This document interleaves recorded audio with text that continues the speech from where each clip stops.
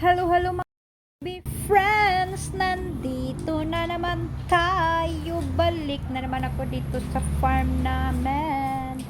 At nandito ako sa ilalim ng papaya kasi may nakikita akong ang dami ng mga bulaklak ng papaya. Pag namunga na ito, grabe, ang daming bunga sa papaya. Oh, ang ganda pa naman ng kanyang mga bulaklak. Dito lang yan sa malapit sa bahay ko, ubo namin kasi. Ang dami ko kasing tinatanim na mga papaya pero iilan lang ang tumutubo, mga 4 lang siguro na puno ang tumutubo dito. At dito na parang Christmas tree tingnan itong mga papaya. Pero dito naman tayo sa kabila, may nakita akong 2 punong okra. Tumutubo ang 2 okra, grabe, nakasurvive sila sa summer. At ang ganda pa naman niya, ang kanyang bunga, ang gaganda ng bunga, pero yung dahon niya kinakain ng uod. Dito naman tayo sa kabila, pupunta natin yung mais na kinakain ng mga uod. Ngayon ang gaganda ng kanilang mga tubo at may mga bunga na, ang daming bunga. At yung mga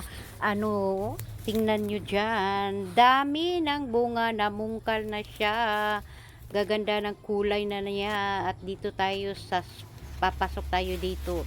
O, tingnan niyo, mahaba-haba pa ang mais kaysa akin. Namula-mula yung mga niya, bunga.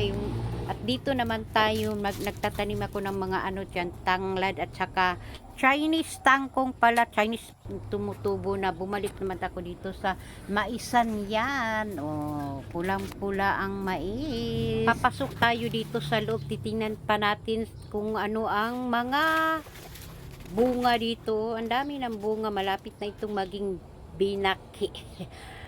Matikman na nila ang binaki at saka tilaob. At may marami akong nakitang mga bulaklak dito. Ang ganda-ganda pa naman ang bulaklak.